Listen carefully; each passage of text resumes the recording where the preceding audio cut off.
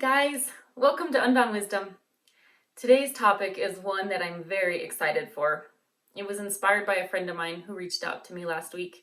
She was wondering about the energy of animals, specifically how we as healers can clear the fields of our animals, especially the ones that live with us, and also what our connection is to them as multidimensional beings on the earth plane. So she suggested that I do a video about that, which is such a brilliant idea. So thank you, Jihei. I really think today's going to be fun. Specifically, animals are very affected by energies around us. They're affected by the energies of the collective. They're affected by lower vibrational energies that they may come in contact with. They can have attachments or entities, just like humans can. In fact, many of them, especially our animal companions, the ones that we're close to and care for in our house, they may take on entities for us, for their quote-unquote owners. Because it's been shown to me in the records and also in speaking with the higher self of many animals that I've connected with, they all have roles that they take on when they incarnate. So very similar to humans. Often we will have certain roles that we are down here, certain missions that we're down here to complete, and soul lessons that we're here to learn. Animals will do the same thing. They will take on roles as protectors. I've seen roles as teachers. I've seen many animals have roles as transmuters for negative energy for their loved ones. So oftentimes the pet in our home will act as a filter to filter out the negative energies or transmute them for us, which is an incredible gift. But what can happen is that the animal can take on the attachment too. So Jihei was noticing animals in near her actually were kind of going a little crazy, is how she put it. And oftentimes they can benefit from an energy clearing just like a human would. So that's what we're going to talk about today, how to do that. The nature in general, the animals in the animal kingdom, they are all transmuters of negative energies as well. They basically alchemize the denser energies to light, which in turn brings up the vibration of the planet. So we can thank all of the animals in our world for helping us to maintain the vibration of the planet and hopefully raise it even with all of their efforts. Most of the animal companions I've worked with have contracts. So I often see reincarnation of the pets. And when I read the records, when I read Akashic records for pets, I will see that they will reincarnate with the same human in different lifetimes. Especially the animals that we're very close to. We know we've had several in our lives probably that we have an affinity to, that we feel a very special connection with. And oftentimes that is an animal that you have contracted with before you came down here. They agreed to reincarnate and be here with you. It is not a coincidence that you are together, especially if you have that very special bond. More times than not, when I look at the records for the animal, they have been with that same soul many lifetimes over.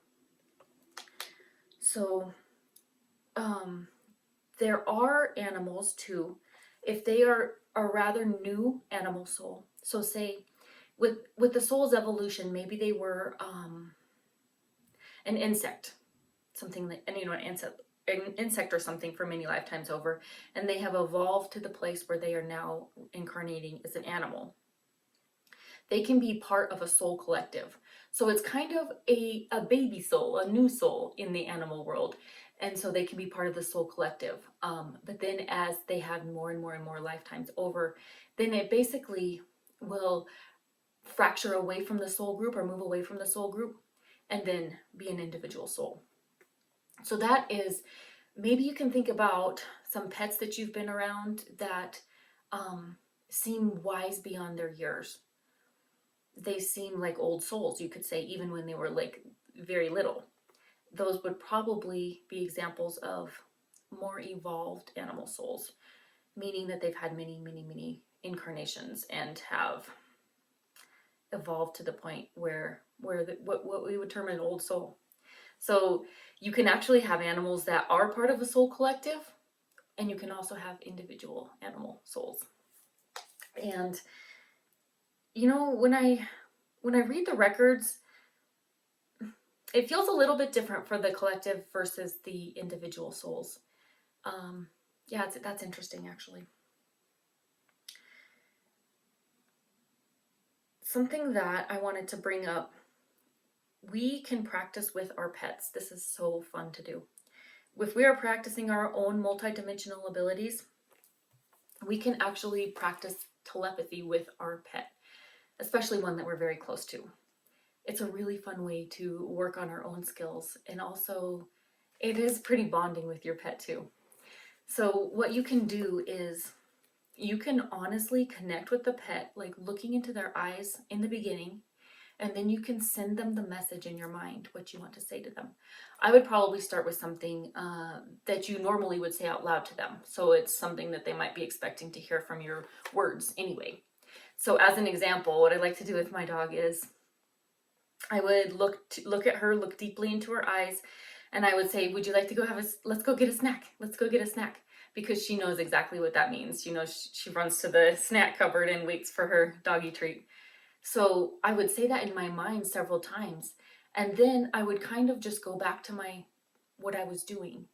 And then, a few minutes later, I would look for her and she would be at the snack cupboard looking for that snack. And I didn't say anything. So that was the first thing that I did with my dog to kind of start to work on establishing that third eye bridge between the two of us. It really does work. The more you do it with your animal, the stronger the connection gets. So truly now at this point, I might even think in my mind, let's go for a walk. And then my dog would be at the back door waiting with his leash. So it is something that you can work on. And the more you do it, the stronger that connection gets. That's just a really fun way to work on your psychic abilities as well as bonding with your pet. Another thing that I wanted to talk about was the concept of the animal's energy body and how we can affect their energy with our own energy field.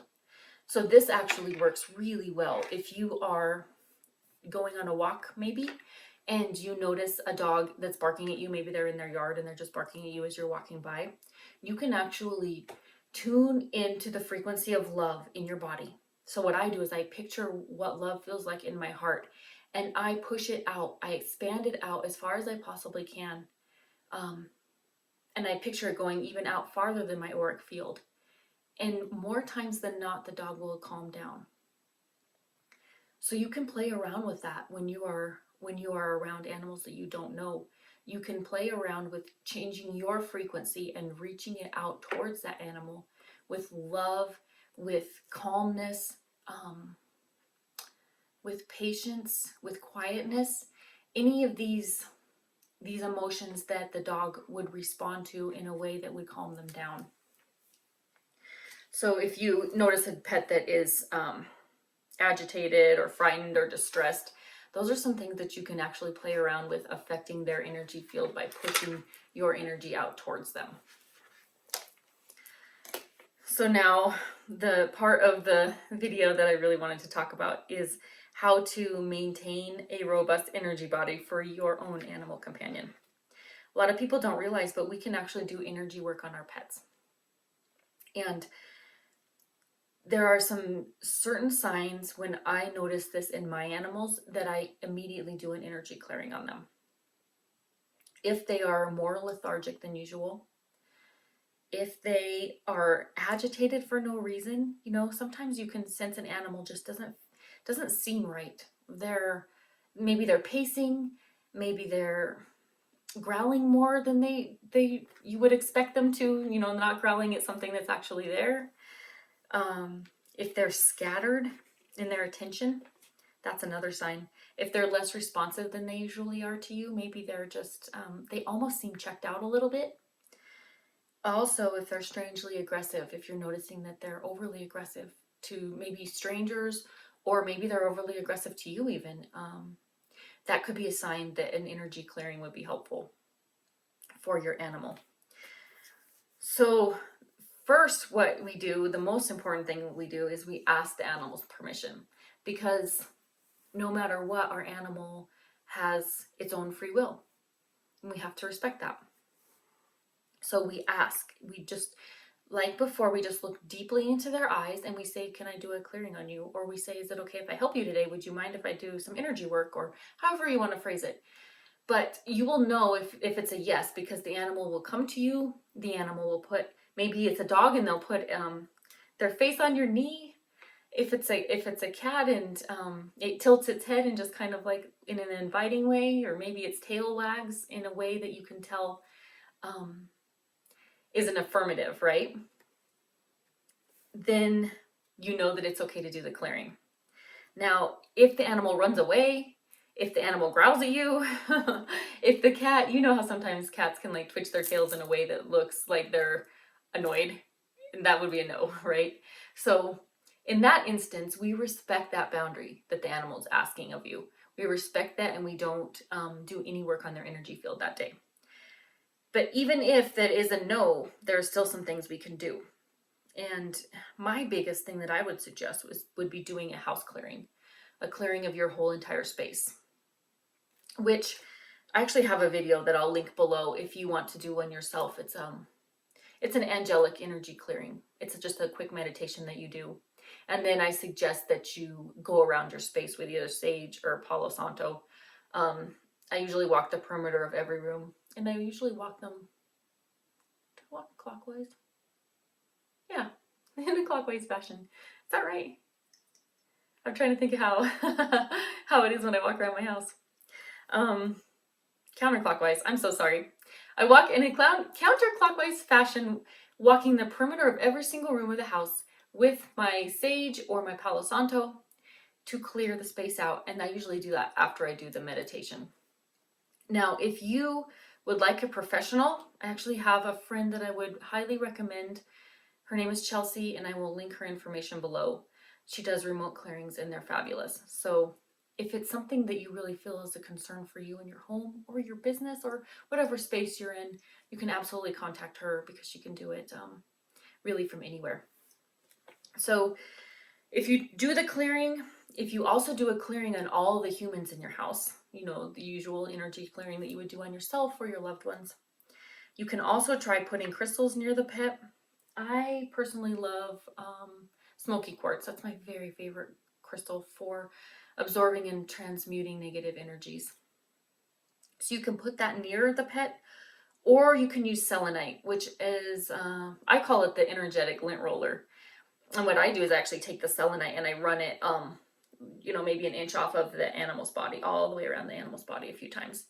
And it is said to help to transmute the negative energy or pull them off of whatever you're using the selenite on. You can also use sage or Palo Santo around your animal too. And so then after you've done those things, you can wait for a few days, kind of see how your animal's doing, and then you can ask again. Ask again, would you like me to do a clearing on you? Would you mind if I do some energy work? However you want to phrase it. And then most of the time, the animal will affirm. It will be a yes in that instance. But still, no matter what, we have to respect if the animal runs away or says no. Now, these are definitely techniques that I would do on my own pet. I would not do them on someone else's pet unless I had permission. I also would not do them on animals in the wild. That's just me though, because I am very big on free will and permission. So if the animal says yes, then you are free to start your energy clearing. And I actually have a slide that I made for you. It has the chakra points of both dogs and cats. I believe that if you had any mammal, they're going to be quite similar. Say you have a horse or even a bunny, a smaller animal like that. They're going to have very similar chakra points. I cannot speak to the chakra points of like a snake or a reptile, some of that nature. I've never done work on those type of beings. So maybe you just experiment if that's the case. But for most mammals, you can use this chart. And I'm going to put it on the screen right now. So what I do is I connect to the higher self of the animal, just like I connect to a higher self of any of my clients. And I ask their permission. Again, I tell them that I want to help out the animal, that I'm trying to clear its energy field. And I always allow the higher self to guide me through the healing. I also can ask questions of the higher self, and sometimes I get really fascinating information, especially if I ask them about what is the nature of the disturbance or the agitation that the animal's going through. I ask them if there's anything that they could share about things that we could do to change our environment so that it's not detrimental to the animal in any way. And really, you can ask any question you want, honestly, and the higher self will answer if it's appropriate. So the chakra system is set up similar to on cats and dogs, and I personally do my energy clearing on the animal just like I do on the human. So whichever modality you like to use, you would just incorporate the same modality on the animal, just using the different chakra points. So I specifically do a chakra clearing and balancing. I specifically like to strengthen the auric field. I ask to transmute any negative energies that are no longer serving the animal. And my modality that I like to use, I often call on archangels. Personally, Archangel Ariel is very helpful to me. She is incredibly helpful in the animal and plant kingdom. So often she helps me on healings there. But the higher self of the animal can direct you too on who else to call if there are other beings that might be helpful in assisting you in the clearing. You can also ask for any other guide that wishes to step forth. So, there's often times that animals have guides of their own. So you can ask for them to step forth if you'd like help in that healing too. I also mentioned that I do Akashic record reading for animals. And then also, truly depending on the evolution of the animal's soul, that's where the depth of information can come from. I usually get a lot deeper information from the records than I do the higher self. So some questions that I really find interesting are questions surrounding the animal's behavior. If I have any concerns about what's going on with my pet, I often consult the Akashic records. Let me think of an example. Our oldest dog was kind of just hiding in the closet a lot. She would run in the closet and she wouldn't come out for hours on end, and it was a little worrisome. I thought, should I be trying to pull her out, or is she okay in there? Why is she going in there, right? So I actually asked her Akashic records, and that was very fascinating what came through. Yes, I'm going to share it with you. It's okay to share. She feels like her role in our family is the protector. And as she's getting a little bit older, sometimes she doesn't have all the energy that she used to have to protect us. So she actually goes to the closet so that she kind of takes a break from her job, is basically how she sees it. She turns over the reins to our younger dog of protecting the family when she's in her closet, because when she's out and about, she doesn't feel like she can rest well because her role is to protect the family, and so she's always on guard. And that was really interesting to hear. And I also knew that at that point that I didn't need to worry about her when she's in the closet. I don't need to try to force her to come out or anything. Just let her stay in there because that's where she needs to be for now. So it was very comforting to me to hear that. That's just one example though. There's so much information that you could possibly get from the records for your animal companions. So I hope this was helpful to you guys. It's really fun for me to talk about because I love animals so much. But as always, if you have any questions at all, or if I can help you in any way, please reach out to me. I am always available. And I'm quite honored that you chose to hang out with me today. Until next time.